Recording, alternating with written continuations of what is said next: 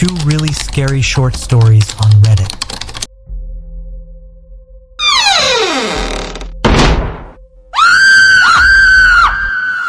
I forgot my girlfriend's birthday again.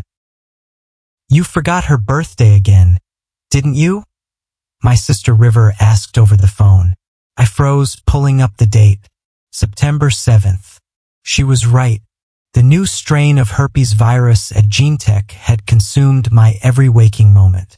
As the lead genetic engineer, I'd spent countless overtime hours running safety tests for a project promising breakthrough in mental health care. It was so important and so stressful that Leah's birthday had completely slipped my mind. Whatever, just make sure to wish her tomorrow at work, River said. She'll understand. I don't know, I muttered. Leah can be obsessive, you know? You remember when she thought I loved you more than her? River laughed. She remembered. Leah's outbursts had become infamous. Jealousy over my sister, threats to my best friend Brian, even hostility toward my parents. It was one of the reasons I'd moved out a few weeks ago, hoping some distance would help.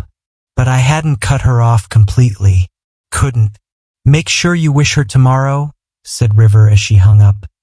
If she's still avoiding work tomorrow, just call her and just shower her with affection. Be lovey-dovey and she will forget all grudges. The next day, I went to work with a bouquet of roses and an apologetic letter. The labs were a maze of sterile white walls, filled with the smell of disinfectant and the subtle hum of centrifuges. I placed my bouquet in the refrigerator, planning to give it to her in the lunch break. But when I reached my station, there was someone else there. A new intern. Where's Leah? I asked, confused. I'm your new partner, the intern replied. Leah resigned. Resigned? That didn't make sense. Leah was committed to this project. It was her idea in the first place. I went straight to our manager. She resigned yesterday, said the manager, barely glancing up from his computer. She said it was something personal. I thought you'd know about it. She came early in the morning and took her stuff too. I walked back to the station and looked around. He was right. Leah had really taken everything with her. All of her equipment, few vials of the developing virus, the makeshift injection gun we had built, even her microscopes and centrifuges. Was it because of me? Did I really mess up that bad? I know I messed up, but wasn't this a bit too far? Sir, shall we start? The intern stopped my train of thoughts. Yeah, let's begin. After work, I decided to hit the bar like always. It was a weekly thing me and Brian did to unwind after a week's worth of work and stress. Hey David. I greeted the guard at the entrance. How's your son? He squinted at me, confusion evident on his face. Do I know you? Really funny David, I said as I reached for the door. David stopped me from entering. Sir, I'd need to see some ID. Oh, come on man, I didn't bring any. You know me. You said that is enough identification since I'm a regular. I've never seen you here before. So, either you give me ID or I call the police. I felt helpless and confused. I've known David since the day I moved here. He told me and Brian over drink about his family, how his wife cheated on him and now he's a single dad. That's when I saw Brian, walking towards the bar. Perfect. Dude. I think something's wrong with David, I said. He wouldn't let me enter without any ID. Brian stops and looks me up and down. I'm sorry, but do I know you? I stood there, dazed. I couldn't believe my eyes and ears. My childhood best friend had just failed to recognize me. I did not know what to do. I held him by his shoulders. Brian, please. It's me, Adam. I was on the verge of tears. Let go of me or I will call the police. I obeyed. I walked slowly towards my car. I couldn't believe what was happening. My mind was going numb. I slowly opened the door and sat down, silently processing what just happened. The wind carried a smell of beer into the car, which reminded me of all the fun times I had with Brian at the pub. Wait, the wind? I looked to my right and found the window pulled down entirely. That's strange. I usually don't pull down my windows entirely, no matter how hot it gets. I shrugged it off. It didn't matter. I had just lost my best friend. Nothing else mattered. I tried to start my car, but it just wouldn't. Before I could register anything, someone grabbed me from behind the seat, which was followed by a sharp pain in the side of my neck. I woke up in my bed to a familiar melody. My phone was ringing. It was River. "Hey, are you sick again?" she asked. "No? Why, what happened?" "You forgot to wish me on my birthday." I paused. "I didn't," I stated. "Your birthday isn't for another 2 dash." I froze after looking at the calendar showing today's date. September 22nd. Fuck. My head hurts.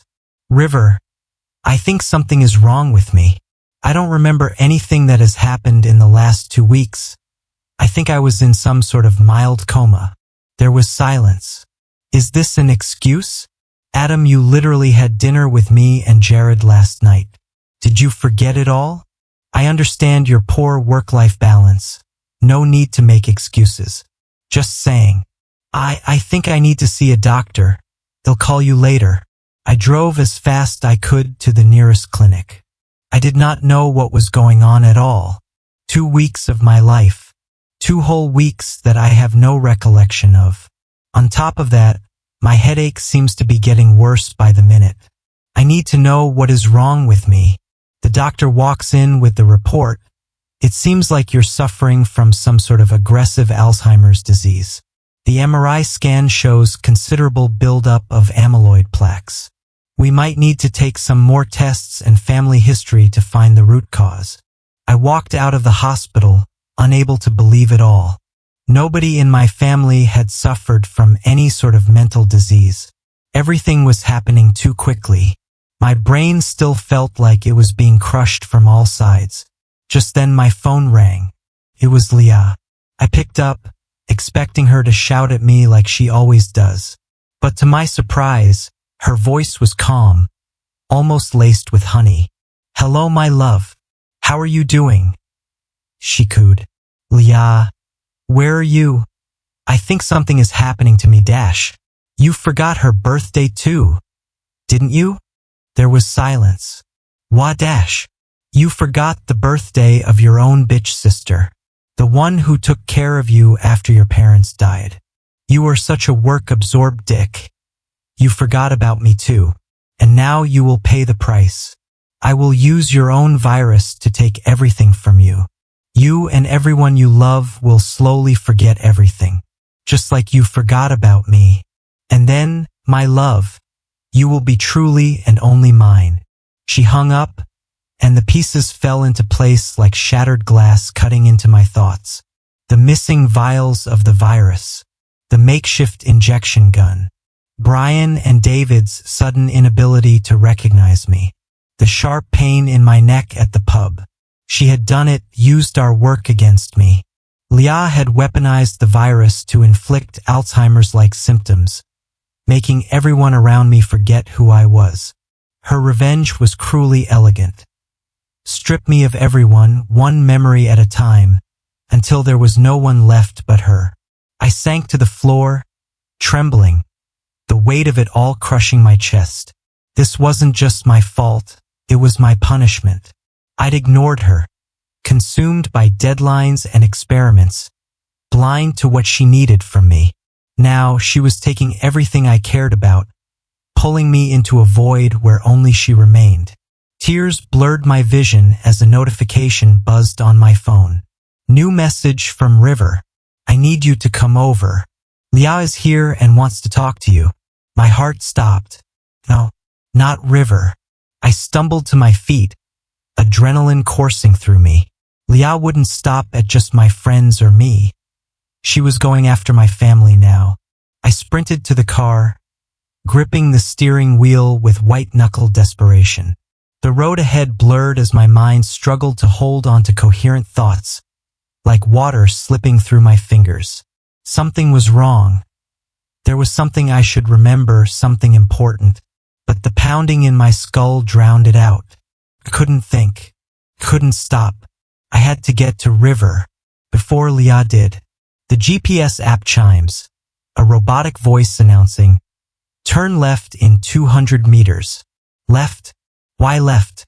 I glance at the screen, seeing the destination pinned. River's house. Why am I going to River's house? The destination triggers a faint sense of recognition, but the familiarity is hollow, like grasping at smoke. Shit, my head hurts. I make the turn anyway, hoping muscle memory will guide me. My foot eases off the accelerator as doubt creeps in. It seemed like something urgent, but I just couldn't put a finger on it. My headache is going to kill me. I parked in River's driveway, the gravel crunching beneath the tires. This house, it was vaguely familiar. Wasn't this where River lived? With her new boyfriend? I knocked on the door. "Hey, how can I help you? There is something I am forgetting. My head hurts." "River." "Yeah? Who are you and what are you doing here?" The strange woman's questions were justified. Who am I and what am I doing here? I found evidence my parents were members of a satanic cult. Remove your skin. Remove your sin. Remove the life you sold to them. I found that lyrical little ditty scrawled inside a dusty old tome, hidden in a secret passageway in my father's basement. Reading those words confirmed all my suspicions. The man who raised me was a black magician, and he'd fucked around and let something unspeakable loose upon the narrow little streets of our suburban community. Let me back up a second here. You may or may not remember reading about Pastor Noah Winters. 3 years ago on Christmas, Winters fell through the floorboards of his pulpit while delivering his annual Yuletide soliloquy for the congregation at St. Mary's. Built sometime in the 20s, St. Mary's had seen better days, and the pastor's penchant for pacing while he preached had worn the floor to little more than a hard film that, on this particular day, finally gave out. Hidden below was what the media dubbed a Satan dungeon. That's right, living, breathing proof of a satanic cult that had operated right here in suburban America. Sometime in the mid to late 70s. The modern world had all dismissed the 80s and its satanic panic long ago, but maybe there was some fire that came with that smoke, at least here in Woodlands Hills. Think about it. I mean, a popular Lutheran church attended by hundreds of people a week had a satanic altar underneath it. What's more, there were some pretty racy accoutrements found down there, too. Not the least of these was what turned out to be the oldest grimoire known to man. Pastor Winters suffered a broken leg. The Synod, kind of the Archdiocese for Lutherans, approved an emergency renovation of the church, and the book rumored to be bound in human flesh went up for auction at the Sotheby's where my father worked. Understand, Dad is an ex-hippie. My sister Sammy and I knew all about his acid days. Still, based on stuff I overheard as a kid, I definitely harbored the suspicion he'd spent some time running in pretty dark circles in the 70s. He'd lived on the West Coast for most of his early life, then relocated to the Midwest in his late 20s. From what I gathered, he and some buddies fled NorCal pretty quickly after getting into trouble messing around in some kind of cult. Yeah, my family's pretty fucked up, right? Anyway, I remember a neighbor telling him the gossip about St. Mary's and the book. I remember it because there was something in his eyes, something I'd never seen before. The sale took place in October of last year. A month later, Dad lost his job when the auction winner had his purchase appraised and found the genuine article excavated from the cave beneath St. Mary's had been replaced with a crafty facsimile. I knew right away who had that book. By this time, I was in college, usually home 1 or 2 weekends a month. My sister was a senior in high school, super smart, and poised to study in the UK after graduation. When I returned for Christmas break, we headed out to a friend's house for drinks. She told me how, about a week before my arrival, she started seeing a lot of greasy-looking dudes around the house, all of whom Dad introduced as old friends. Our mom had been out of the picture for years, and Sammy often came home and found all these cars in the driveway but no one inside. She was an A student and, apart from the occasional margarita, not a troublemaker at all. Me, though? I knew every hiding place in the house from back when I used to sell drugs to friends, so I knew exactly where all those people parking in our driveway were going.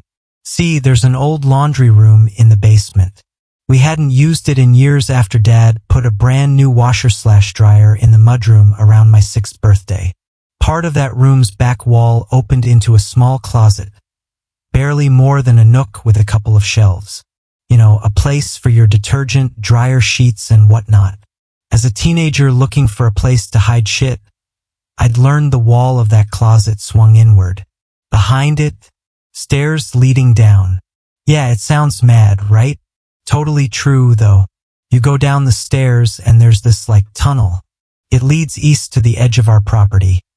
Dead ends in a stone doorway that, while I could never get open, a friend and I figured out must open into this big hill in the field behind our neighborhood. The field beyond which stands, you guessed it, St. Mary's. So what do we have so far? A weird snippet of gothy poetry, evidence of a local satanic cult, and a book of spells stolen by my father and his occultist friends. Christmas rolled around, and the weirdest thing happened. Mom came home. Yeah, it was surreal. She literally drove up, parked in her old spot, and opened the front door with keys she hadn't used in nearly 10 years. Sammy and I were stunned. I mean, what do you say to the woman who walked out on you? We hadn't heard a peep since she'd left. And then there she was, sitting at the kitchen table with a can of beer and a perpetually burning Pall Mall. It was a lot, and Sammy had a meltdown. I followed her to her boyfriend Cole's house to make sure she was okay. She wasn't. And then I went back, thinking I'd have it out with Mom. Only when I got back, there was no sign of her or Dad. Her half-drunk Molson sat on the table, and the butt from her cigarette lay smoldering in the shapeless ceramic ashtray Sammy had made her for Christmas in 1st grade. Dad never had the heart to throw the thing away, like all Mom's other shit. She was still here, and so was Dad. I took the stairs into the basement as quietly as I could. The old tube TV against the far wall was filled with analog snow, and I could hear Black Sabbath's The Warning playing somewhere far off. I rounded the only corner and saw the laundry room door open a crack, neon blue light spilling out onto the chipped tile floor. I opened the door and saw the hidden passage in the wall yawned wide. The music grew louder. I could hear Tony Iommi's phrasing on the final passage of the song. My brain latched onto it, the only familiar thing in an altogether alien evening. I crossed the threshold into the tunnel, where thick particles from the past floated in the neon darkness. I inched across the world beneath our backyard until I came to that door I couldn't open as a kid. It was open. I knew the moment I crossed the threshold that I was in the Satan altar below the church. This meant that A, the synod's renovation hadn't touched this underground chamber below St. Mary's, and B, my parents had to have been involved in making or at least using the original altar, which stood before me like the horn of a giant goat. No sign of my parents or anyone else, but 10 feet in front of me, the grimoire lay open on the altar, the crawling blue neon light beaming up from its open pages, coating the walls and ceiling. Across the room, draped atop a pile of jagged 2x4s and shattered stone, I found what looked like skin shed by a couple of giant snakes. One of them had a mustache. Mom and Dad were back together, and whatever they'd started back before we were born seemed to be in motion again.